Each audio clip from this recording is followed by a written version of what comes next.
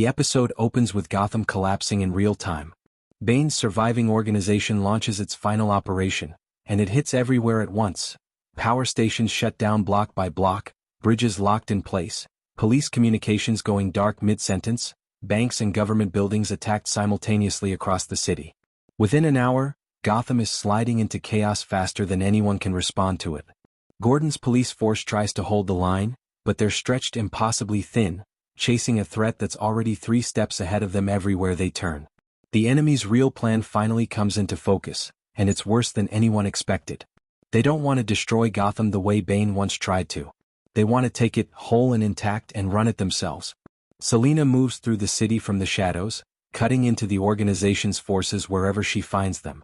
Blake works the ground level, coordinating what's left of the police response block by block. For the first time, the two of them are genuinely operating as a team instead of circling each other, Selina handling the criminals directly, Blake managing the larger tactical picture. But they're still losing ground. The enemy simply has more people and worse, more information than they should ever have access to. Blake realizes, watching yet another ambush spring exactly where his people are headed, that someone inside Gotham's own infrastructure has been feeding the organization real-time intelligence. "We're fighting an army that already knows where we're going," he tells Gordon over a crackling radio line. Gordon absorbs that for a moment, then makes a decision that has nothing to do with tactics at all. Gotham doesn't need better strategy right now. It needs something the enemy isn't prepared for. A symbol. Gordon orders the bat signal activated, fully aware it hasn't been used in months and might not even still work after everything the city has been through. It flickers weakly at first, sputtering against damaged wiring nobody's bothered to maintain, before finally, stubbornly throwing its familiar shape across the low clouds hanging over the city. Citizens all over Gotham stop what they're doing and look up at once, drawn to it the way people are drawn to a lighthouse in a storm. Some of them remember exactly what that symbol used to mean, back when it was a promise rather than a memory. Others, younger, have only ever heard stories about it secondhand, half myth by now. Either way, the message lands the same for every one of them standing in the street that night. Gotham refuses to surrender whatever else happens before morning. Gordon himself doesn't actually expect Batman to answer it. He knows Bruce is dead. At least, that's still what he tells himself, standing alone on that rooftop, watching a signal he lit purely out of stubbornness and nothing else. Elsewhere in the city, a group of criminals has Blake surrounded, badly outnumbered with nowhere left to retreat to. Then, without warning, every light around them cuts out at once. Complete darkness. One of the men hears movement behind him and spins around, nothing there. Another glances upward instinctively, still nothing. Then a figure drops silently out of the dark directly into the middle of them. Batman. The criminals freeze on instinct before their bodies even catch up to what their eyes are telling them. Blake stares, unable to fully process it either. Batman moves through them with brutal precision, not a wasted motion anywhere in it, every strike calculated down to the smallest detail. Within seconds, every one of them is down. Batman turns toward Blake, and for one long moment neither of them says anything. "Bruce?" Blake finally manages. Batman doesn't answer. He simply turns and disappears back into the darkness he came from. Word spreads through Gotham within minutes. Batman is back. People start gathering at windows across the city, watching the skyline, watching the signal, watching for any sign of him. The organization's remaining forces start panicking almost immediately, entire cells abandoning their positions rather than risk finding out if the rumor is true. Their leader refuses to accept it even as his own people start falling apart around him. "It's impossible," he tells them flatly. Bruce Wayne is dead. One of his men, shaken and staring at the destruction Batman left behind, doesn't back down. "Then what the hell did we just see?"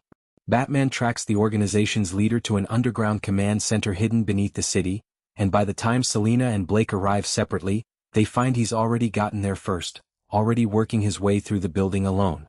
The three of them finally end up standing together in the same room for the first time, Batman, Catwoman, and Blake side by side. The leader confronts them directly, almost gleeful about it, telling Bruce that his return only proves everything Bane ever believed about this city. Gotham will always need Batman. It will never learn to stand on its own. Bruce looks at him for a long moment. "No," he says simply. Then he looks over at Selina and Blake standing beside him. "That's what I was wrong about." The three of them fight together, and it doesn't look anything like 3 versions of the same person moving in sync. Each of them brings something entirely different to it. Selina relies on speed and agility, weaving through the fight in ways neither man could manage. Blake brings his police training and tactical instincts, reading the room the way years on the force taught him to. Bruce brings experience, the accumulated weight of everything he's survived over the years. Watching them move together becomes, in its own way, a picture of everything Bruce's journey has actually been building toward. He doesn't have to carry all of it himself anymore. For the first time in his life, Batman genuinely trusts other people to stand beside him instead of behind him. The organization collapses within minutes once its leadership breaks. Their leader is taken into custody without further resistance. Bane's ideology finally dies here, not because someone stronger crushed it by force, but because Gotham, in the end, simply refused to believe in it anymore. After the fighting ends, Bruce meets Gordon privately, away from the cameras and the crowds already gathering outside. Gordon stares at him for a long moment, stunned into silence before he finally manages a single word. "How?" "I survived," Bruce tells him simply.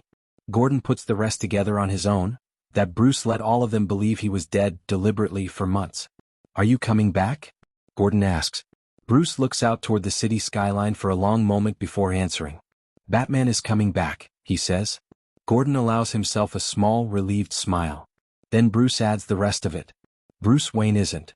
This is where the ending finally changes shape into something new. Bruce doesn't go back to being the Batman he was before all of this.